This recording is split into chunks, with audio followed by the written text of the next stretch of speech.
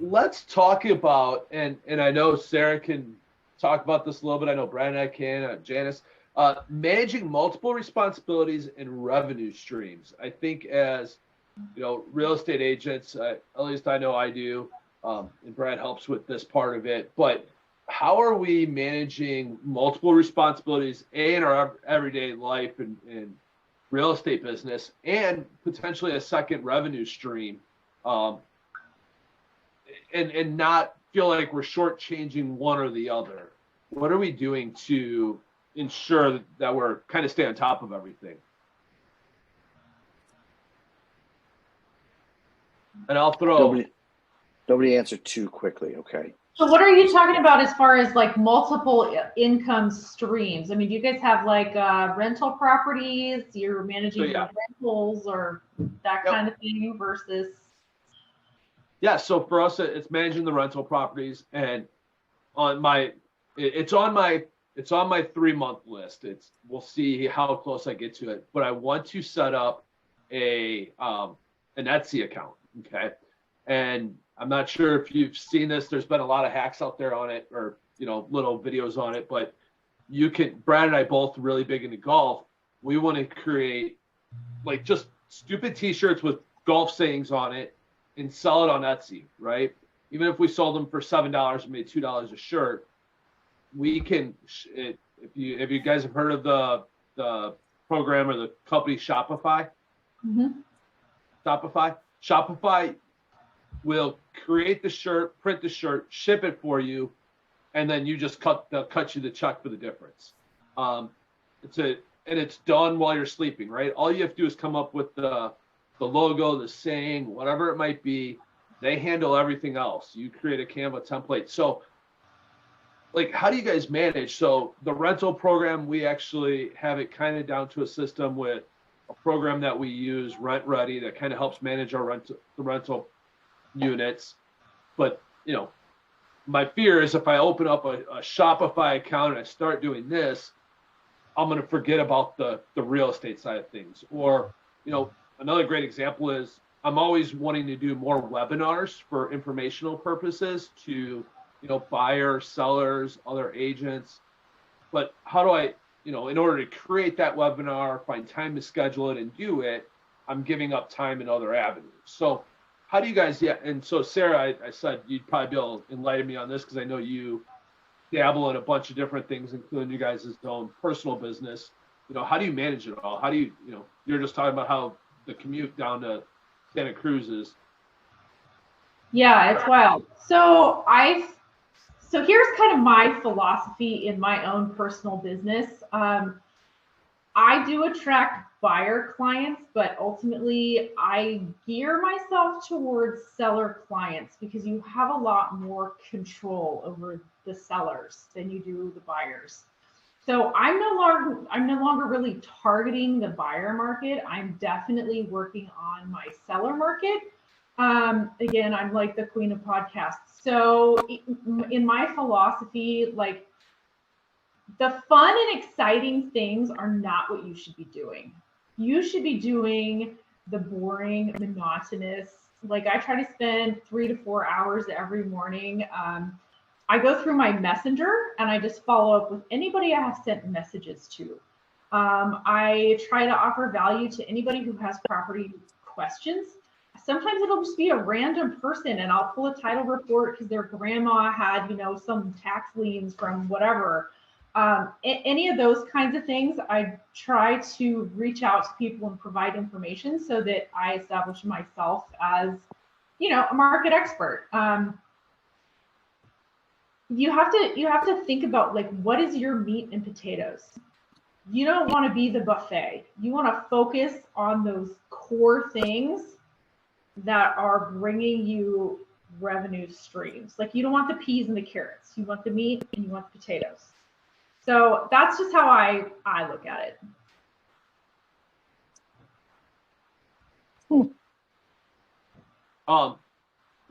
So what do you do with your buyer clients then? Because you're obviously getting them. Are you still working with them, or are you referring them?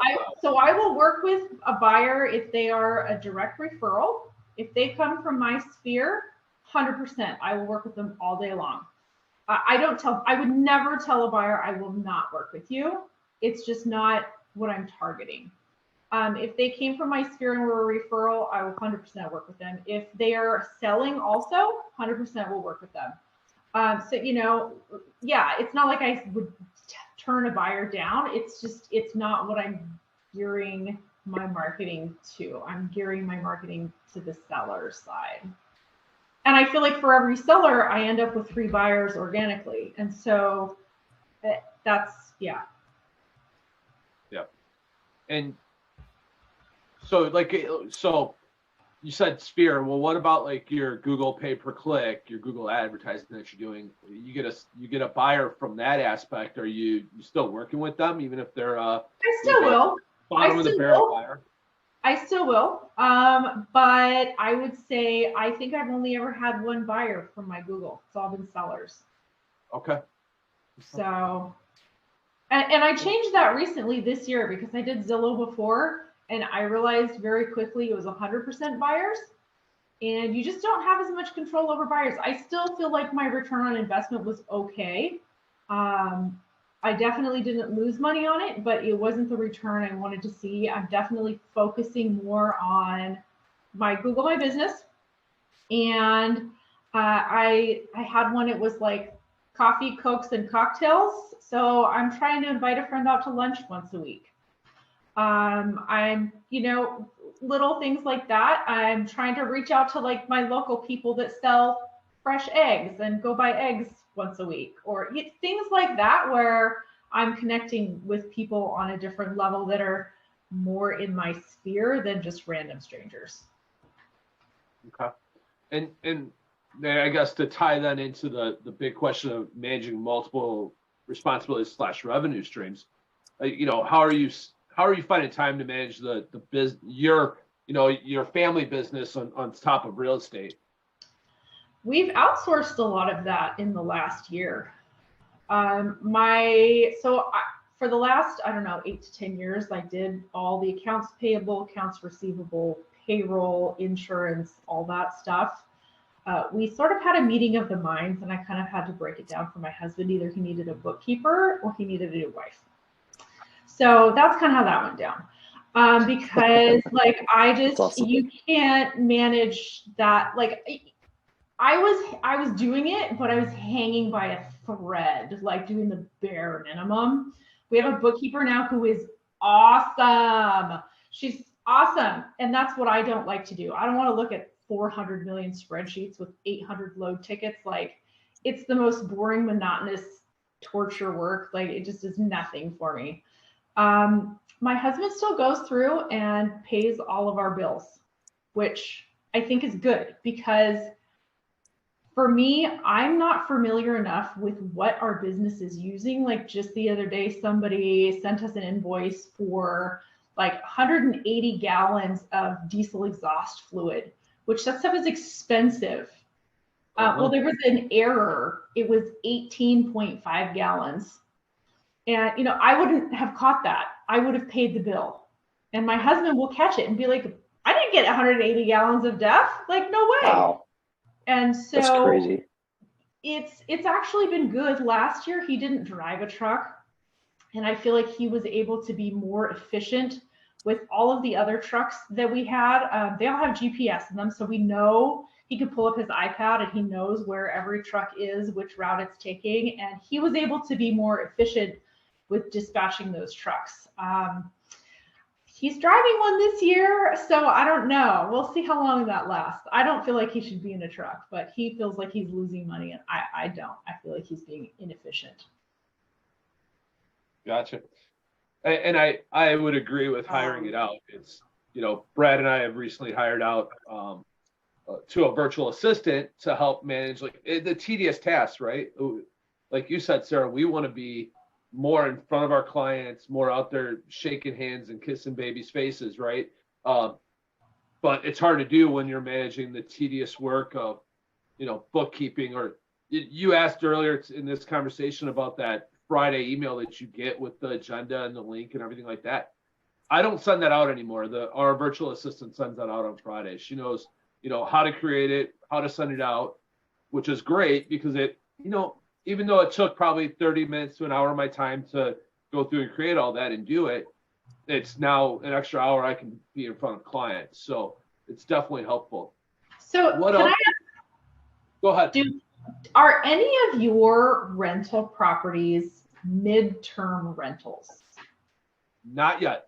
I have a client. I have a tenant that's his lease is up in October or November, and I'm going to turn it into probably a midterm rental or a short term.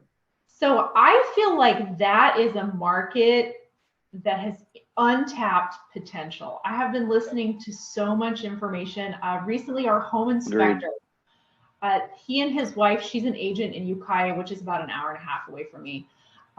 They bought a 7-plex and they used it as it's a midterm rental. They leased the entire building out to the hospital. I mean, at more than he thought he could get for it. And basically, he almost doesn't have to manage it. The hospital manages it. It's wild. Wow.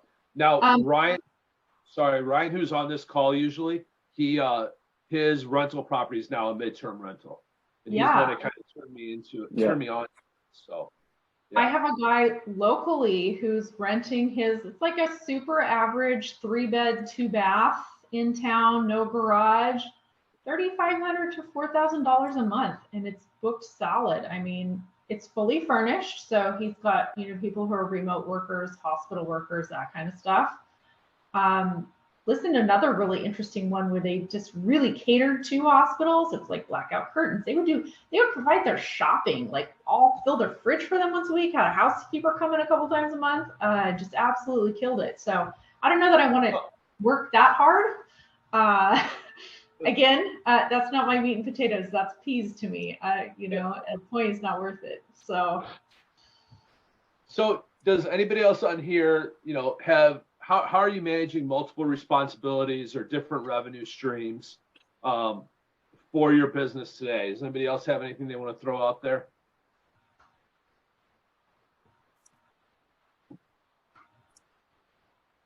Nope. All right. Go ahead, Brad. A calendar. Calendar. Yeah. What do you mean by calendar? Go ahead. No. So I have to balance, babysitting you, being a real estate coach, and being a real estate agent.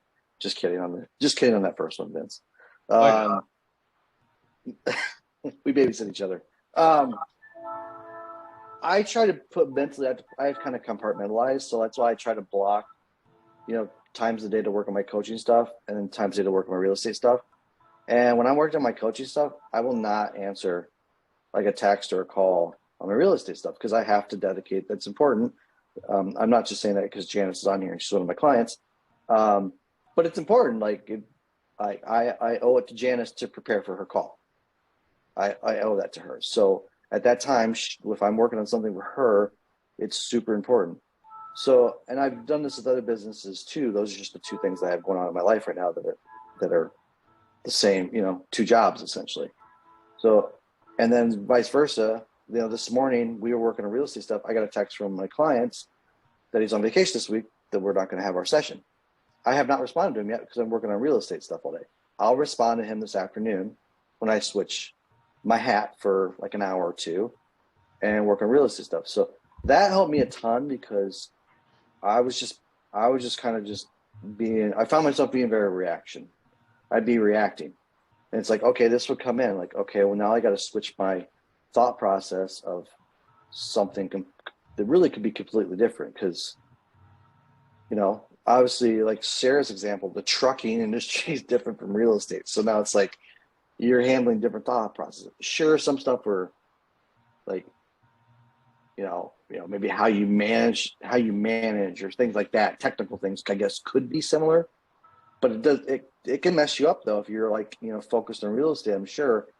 And all of a sudden, if you have to automatically switch over and handle something for the trucking company, does that sometimes get you a little brain fog going? I mean, yeah, if not, I mean, you're a woman, so it's probably easier because most men can't handle that many thought processes at one time, but because we can't multitask. I've been told that a lot. So, but no, that's just helps me. I'm in all seriousness. I really try to block the time. Oh, What's up, Allison? Like, how did you get coaching to create your coaching program? Because I'm personally working on something similar, but a little bit more like niched. So I'm honestly a little bit lost on how to introduce that coaching and incorporating it with real estate. Well, I didn't have to create anything.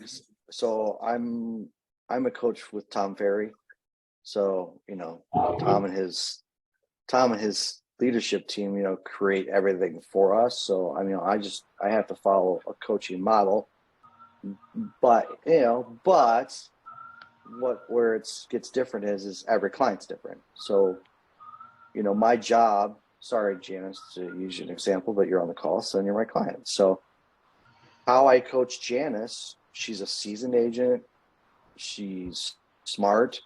She knows she's got experience. I don't have to coach her on the same things I have to coach, where I literally have a client that's had license for 3 months. Yeah, that's me. When I'm working with Janice, we're not talking about like super central strategies and how to work your sphere. Well, I mean, we do, but different level, right? Like, we're talking like, I don't have to manage Janice a ton on her schedule. She pretty much can handle her schedule, tips, techniques.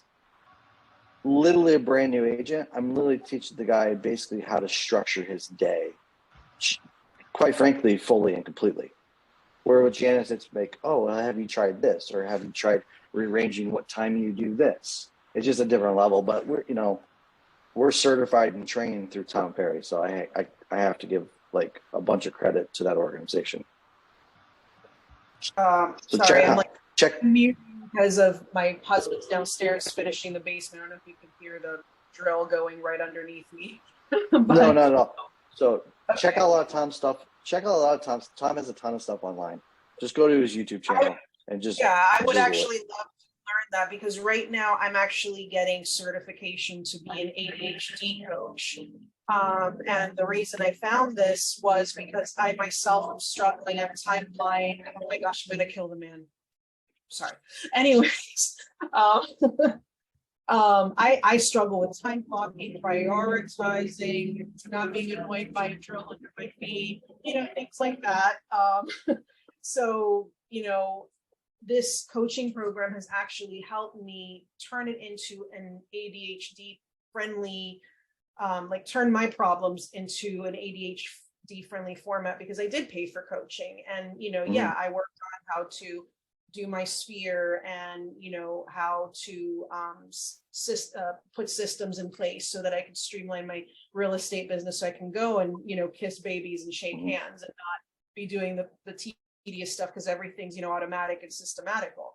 But having ADD myself, I'm medicated, but just because you're taking a pill does not necessarily mean you know how to use the tools. So I'm supposed to be finalizing with this coaching in about 3 months, and then I'll be eligible to get into their coaching program so that I can be a coach. And it's interesting that a lot of our group coaching sessions, there are realtors, and real estate is an asinine career for someone who's neurodivergent, but we can be absolutely brilliant when it comes to being creative and problem solving. So that's why I was trying to figure out a way to incorporate both of them, because that's a honey hole I can tap into, or partner up with someone and kind of, take care of those niche people that, learn differently than your average realtor, if that makes sense.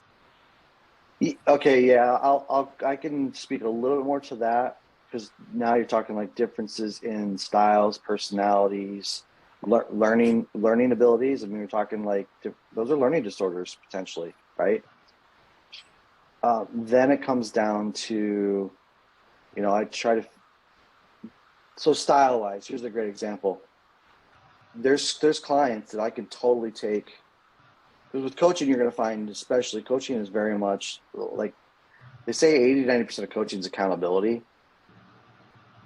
Just basically holding you accountable, what your plan is, helping you work through your plan.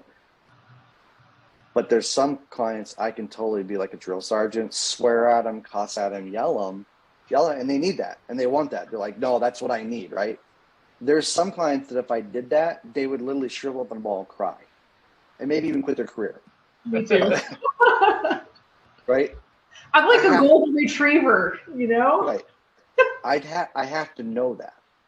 I have to be able to identify.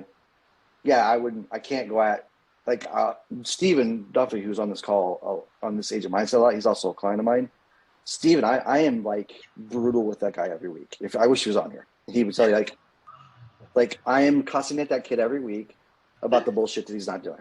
And I'm like literally brutal. Like, what the fuck are you doing, dude? Get your head out of your ass and pull it together. I have never said that to Janice in that tone. I've said it to her, but I've said it to her in a different way. Thought about it. I've thought, was thinking about it and doing two different things, but I have thought about it, but I have to deliver it in a different tone because she admitted it. She's like, if I started screaming at her and yelling at her and cussing at her, she'd probably be like, holy shit. And for her, that wouldn't have been effective. So that's where you have to understand people's, and that's the other thing Tom does. He does people do the disc test. That also helps the motivation. What motivates people? Again, you can use things to motivate people. If you're working with someone who's very, I lost the term, analytical, I'm not going to be all like drill sergeant. I'm going to show them analytical stuff about their business. That's going to excite their brain. Whereas a driver who's all about the sale, I'm going to be like, man, you got to do this script because it's awesome and you got to talk to your clients this way. And the analytical person's not going to care. They're going to be like, all right, whatever. But if I show them numbers, like, hey, if you do this with your business, you do this with your business, they're like, oh, yeah. You can see the excitement in their face. The ones that are all about the feelings, I got to tell stories about how you help the first-time home buyer and they're going to give you a big hug at closing, which I hate. Everybody knows I hate hugs. But some people love that, and they love hugging their clients at closing, taking the photo with their arms around each other. That's not me. On a golden yes.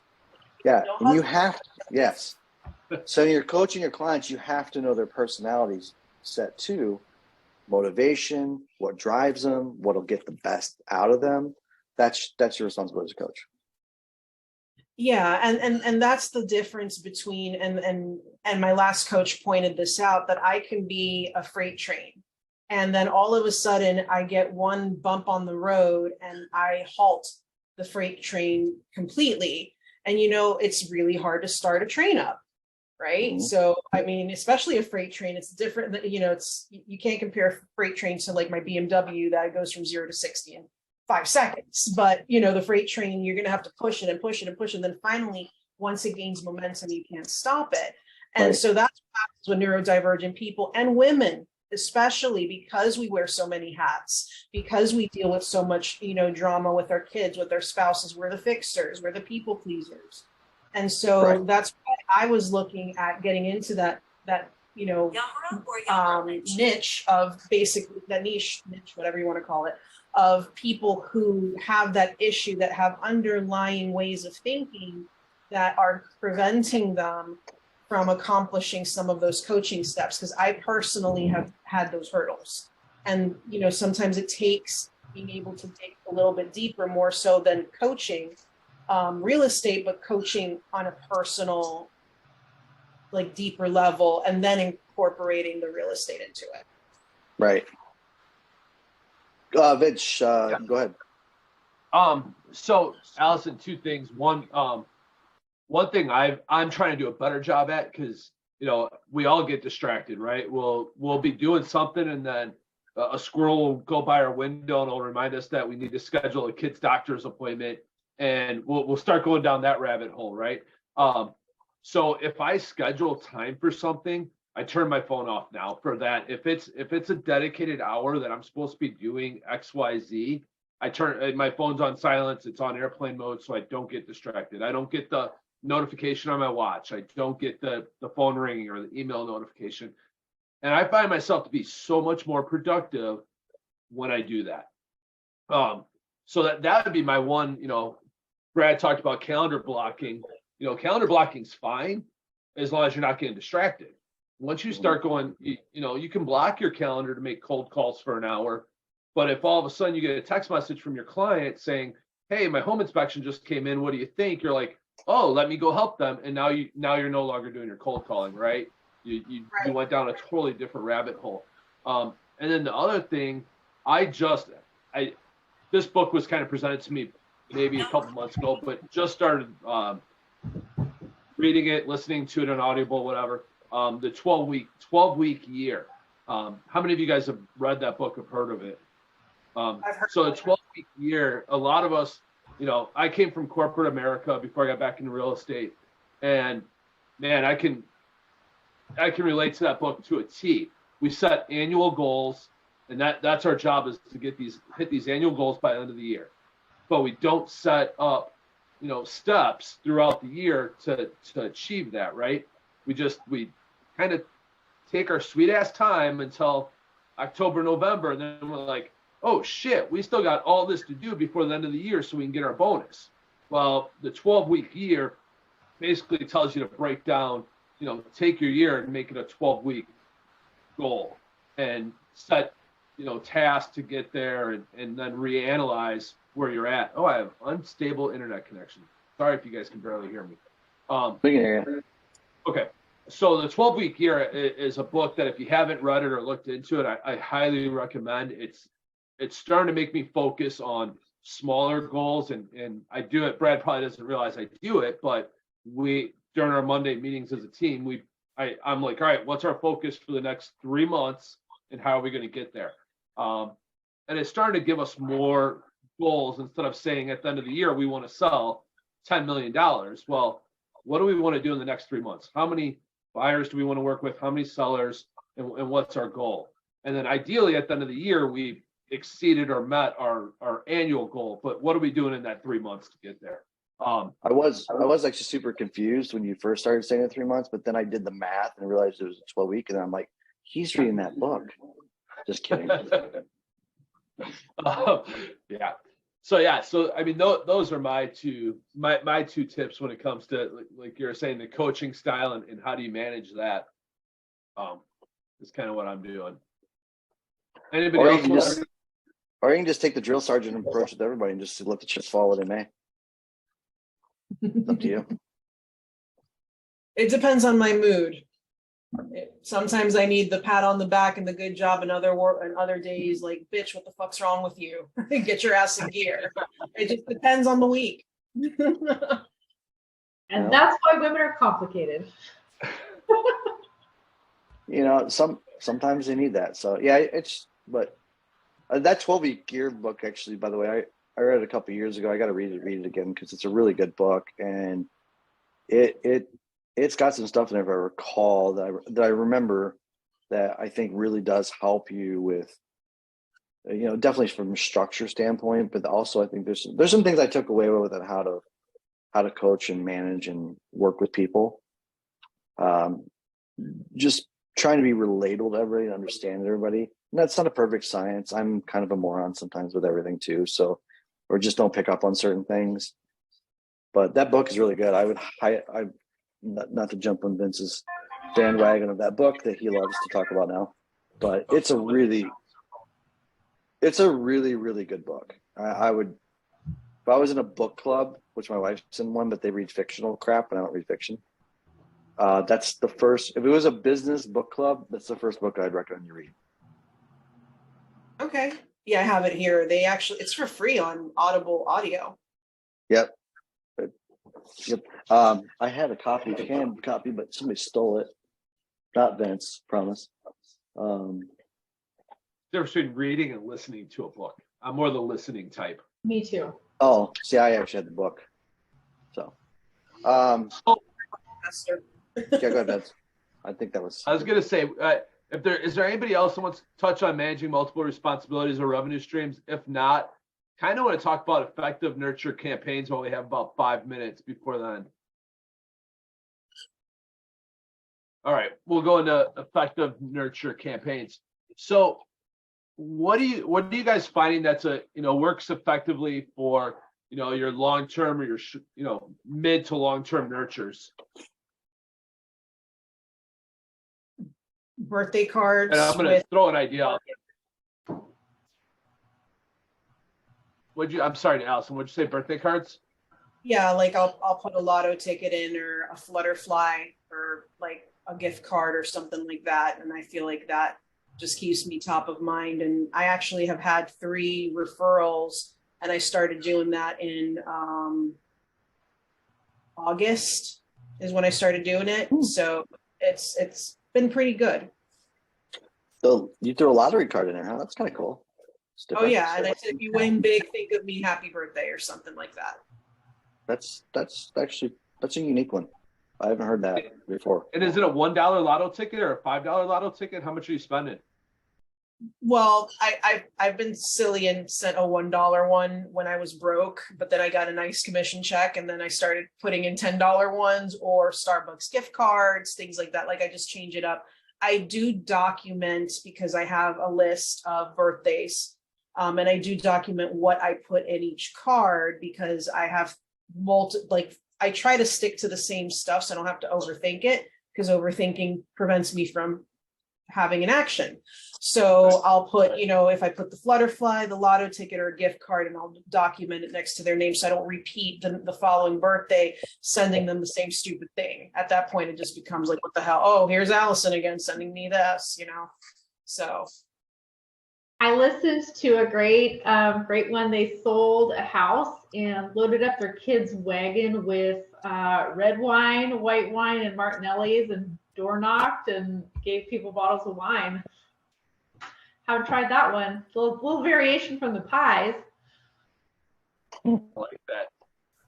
I always like free alcohol. See, I don't drink, so I would be taking the Martinelli's. I'm in Wisconsin. If we don't drink here, we're in trouble.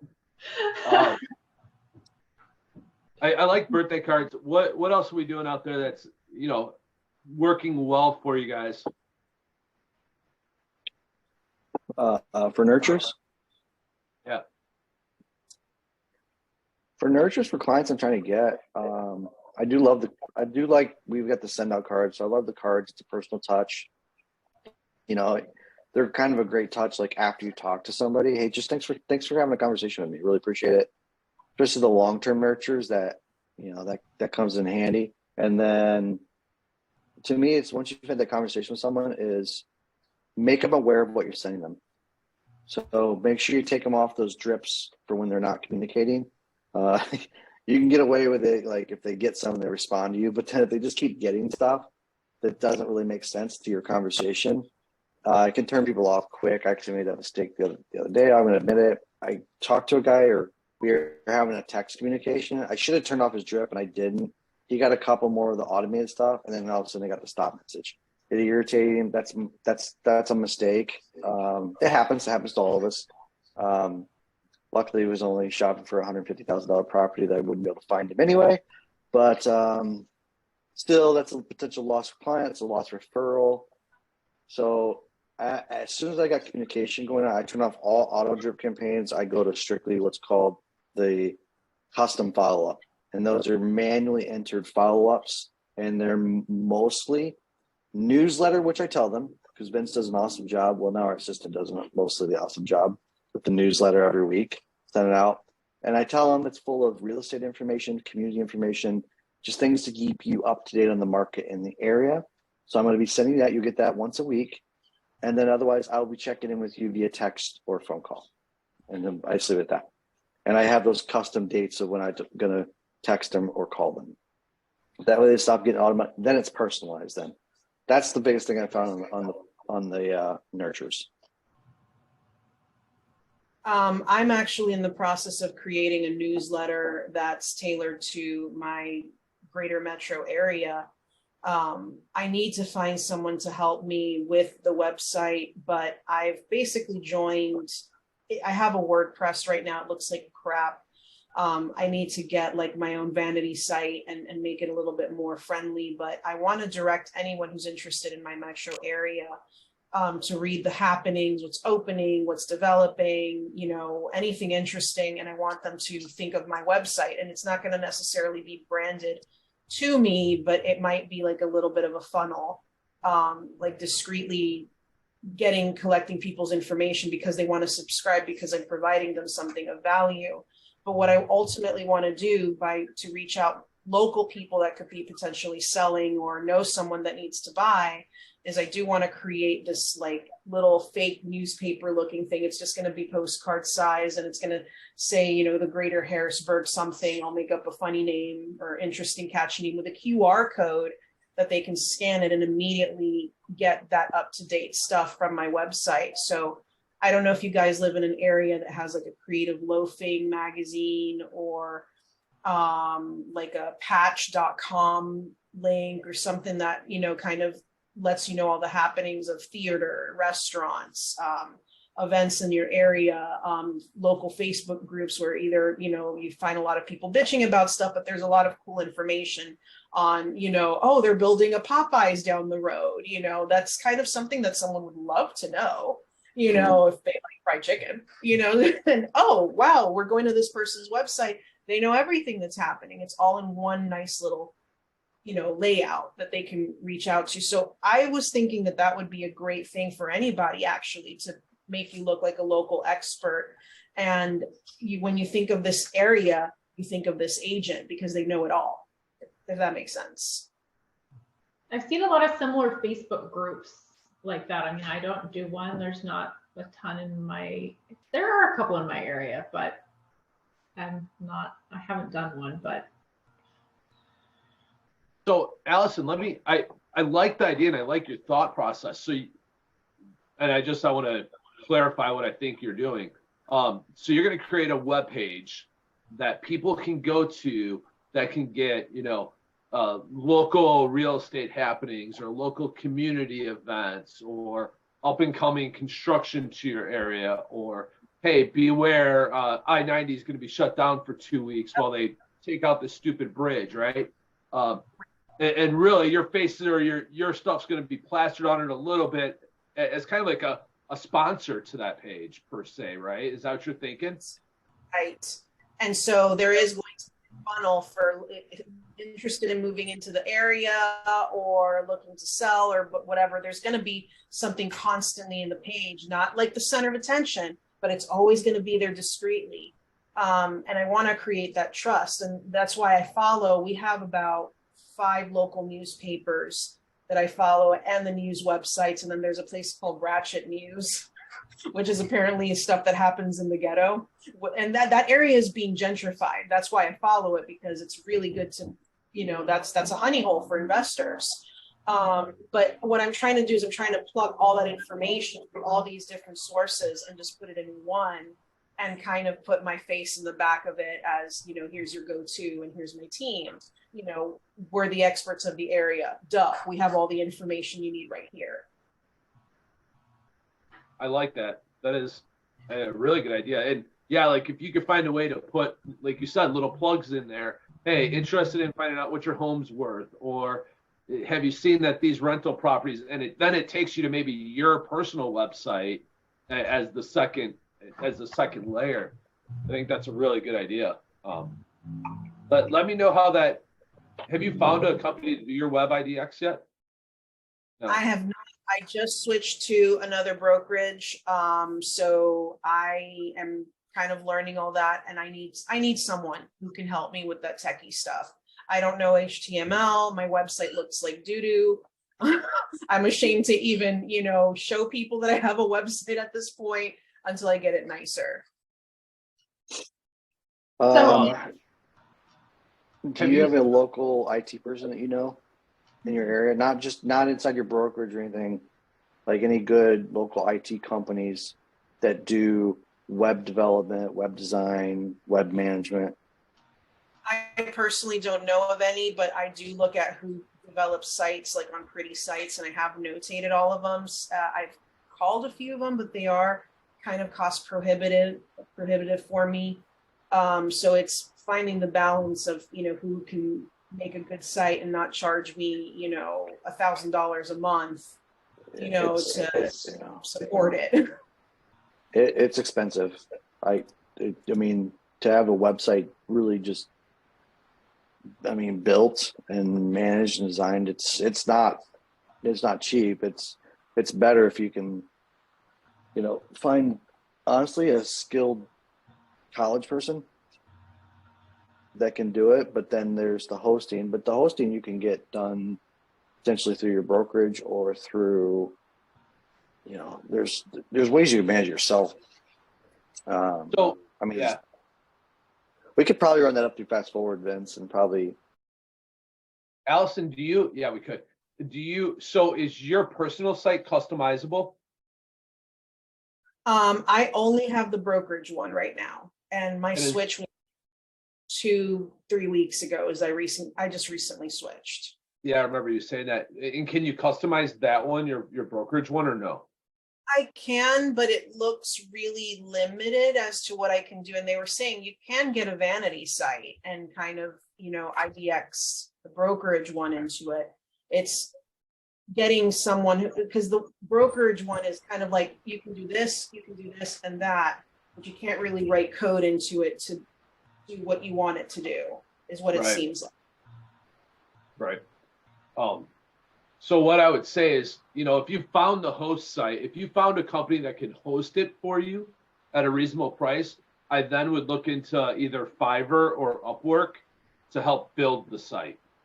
Once you found the company that can host it, because that's going to be the hardest part, the most expensive part, then using like Fiverr or Upwork, because you can get somebody for $3 to $4 an hour to design your site based on how you want it. That'd be my suggestion. And we can ask our upline that, what are good web IDX hosting sites, and I can let you know. Yeah, because you guys were talking about time blocking and kind of like systemizing things. And so that's a big project to be able to constantly be looking at all the local happenings. That would be easily an 8-hour weekly thing. So there's got to be a way for me to streamline getting that information and plugging it all into one website without me having to manually do it. Right. Sure. Yeah, there's got to be a way to pull that code from this site to this site at a certain time of the day every week, right? And the other avenue for that too is just using someone in Upwork or Fiverr to once a week upload that information. So you're not spending that time. You're paying someone $3 an hour, $25 a week to do it. It's still not cheap, but it's also, your time, your 8 hours a day is a lot more valuable than that $3 an hour, I would say. Hopefully. Okay. Anything else, guys? No, I think I actually have to work. Yeah. I'm going to take a nap. No, I'm just kidding. After vacation. Oh, no, you're staying on, Brad. I forgot. All right. All right. Bye, guys. Bye. Thank you, everyone. See you next week, maybe. Yes, we will.